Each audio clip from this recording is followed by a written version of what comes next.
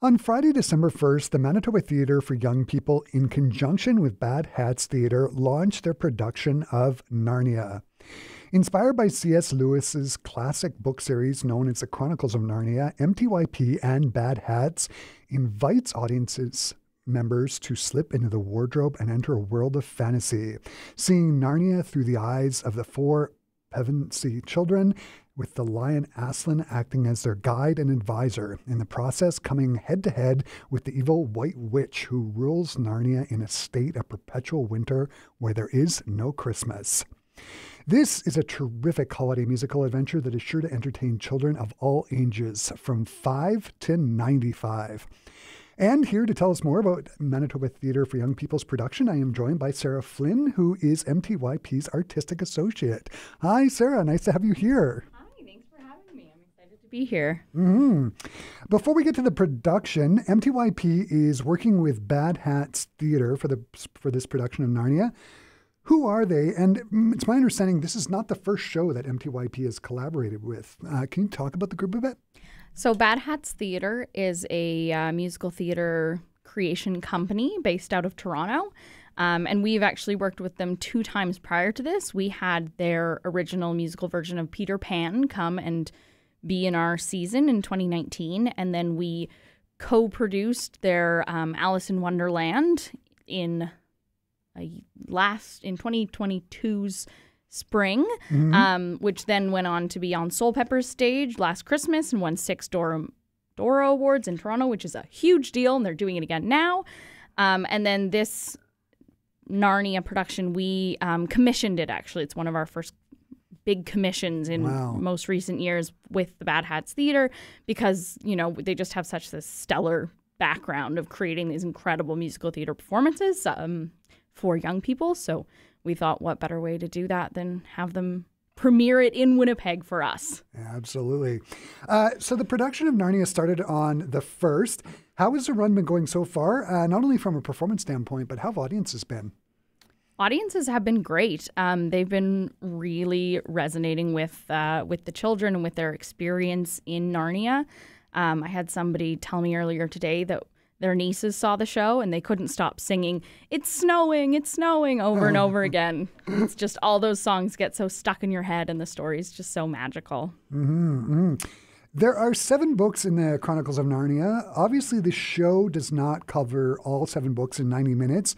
Does it focus on one book in particular, or does it take themes and concepts from the book and sort of create its own story? What does the plot look like? It really focuses on the plot line of The Lion, the Witch, and the Wardrobe, the original book, the second book technically in the series, and it follows that plot line, but it definitely takes motifs and concepts and ideas from the entire C.S. Lewis series. As a classical music station, I have to ask about the music. Can you talk about who wrote the music, and are the actors accompanied by a piano or small chamber orchestra? What is the music like for the show? So the music is written and composed by Landon Doak with some, and they were also the musical director for the show, and then the associate musical director was Victor Pakinko, who are both from Bad Hats Theatre. And Bad Hats always does this thing in their shows where the artists playing the roles and acting on stage are also playing all the instruments. So there is piano and violin and guitar and bass and cajon and trumpet and a whole whack of instruments. There's one actor who is at one point he's sitting on the cajon playing that, and then he picks up a trumpet and plays the trumpet as he walks down into the piano, puts the trumpet down, and starts playing the piano. It's incredible. The orchestration within the show itself and how it plays out on stage. It's all intertwined. Yeah, it's incorporated. Yeah. Can you talk about the cast a bit, maybe focusing on who plays the sort of main characters, the 4 Pevensey children and Aslan? So the 4 Pevensey children, Lucy, Edmund, Susan, and Peter, are played by 4 incredibly talented actors. Shalana Cristante from Toronto is playing Lucy, and then Ben Ridd, who is from Winnipeg and studied at MTYP as a kid, is playing Edmund. And then Susan is being played by Kara Joseph, who's a Winnipeg performer, and she studied at U of M and did classical voice.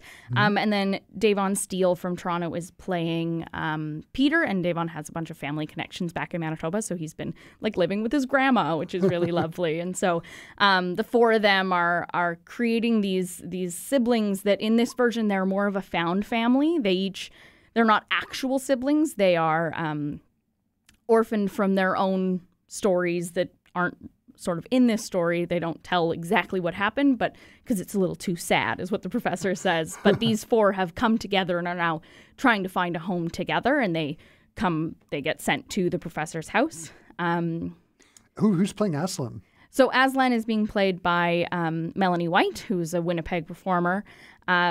She plays both Aslan and the professor, and sort of becomes this a character that sort of teaches the children and brings them along the way and shows them the magic of the world, and is really like a guide for them in this world. Fantastic. I could not help notice that the White Witch is being played by Elena Howard-Scott, who is no stranger to Winnipeg audiences. She graduated from the University of Manitoba's Desautels Faculty of Music and has been singing around town, but she's now, my understanding is she's based in Toronto. She's a fabulous soprano. What's she like as an actor? Oh, she's an incredible actor. She, from the moment she became the White Witch, she just has this joy, this like evil joy in all of the things that the White Witch gets to do, and in this leaving Narnia in this perpetual winter and this ice magic that she has, she just embodies this terrifying and beautiful evil with her big flowing cape and her beautiful crown and her icicle wand. She's incredible. And then the singing is just beyond what you could even imagine. Yeah, she's so good. Yeah, she's very talented. Very often sets can either make or break a production. The idea of creating this fantasy world on stage seems for me somewhat daunting. What are the sets like, and where did they come from? Were they built here in Winnipeg? And can you talk about how they're used on stage?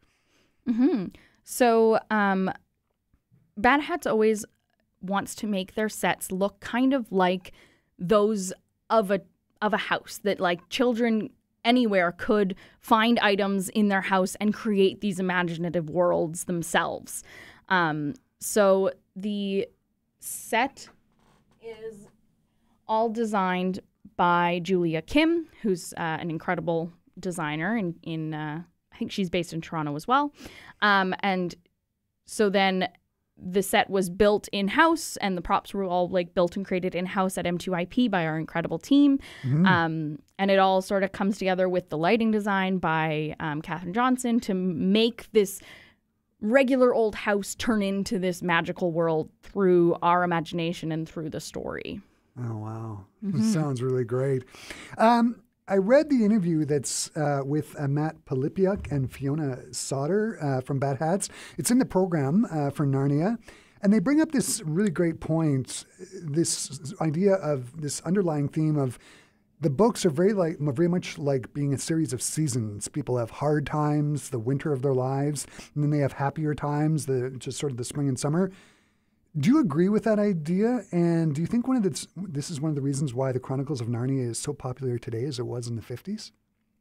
Oh, yeah, I definitely agree with that sentiment, that certain sections of our lives are just going to be winters. They're going to be more difficult to get through. But you got to always know that on the other side of a winter, eventually spring will come, and then summer. And then at the end of every summer, eventually there will be a fall and another winter. And then that's just how the world sort of cycles. And the Pevensie kids really sort of learn how that works, and they celebrate at spring coming, but then it's like, yes, in spring and summer, but then, there will be fall and there will be another winter, and that's okay because you need it to keep going. And that's definitely present in these books, and there's so many themes in the books that make them so everlasting, of just, beauty, imagination, family, exploring the wonderful world of Narnia. Yeah, which people can see at MTYP.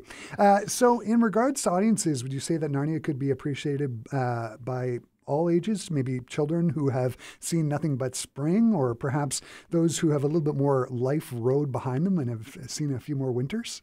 It can definitely be appreciated by everyone. Bad Hats Theatre often say that they create theatre for young and the young at heart. And it's really beautiful to see, you know, people of different generations, especially experiencing the show together and noticing those moments where, you know, a grandparent and their grandchild lean in at the same moment and are experiencing this at the same time and really are so engaged by everything that's happening. And despite having such different life experiences, they still get everything out of it. Yeah, sure. Sarah, it sounds like Narnia is just going to be a fantastic show. We're a few performances in. You've sort of touched on it before. What have you noticed that audiences are taking away from the show?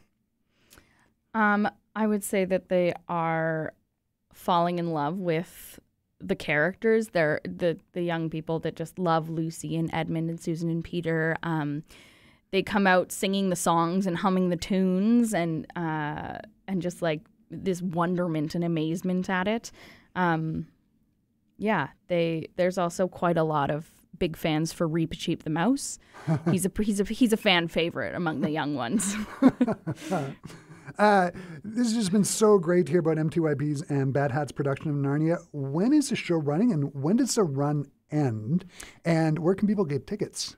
The show runs until the 23rd of December, including there's 2 shows on that day as well.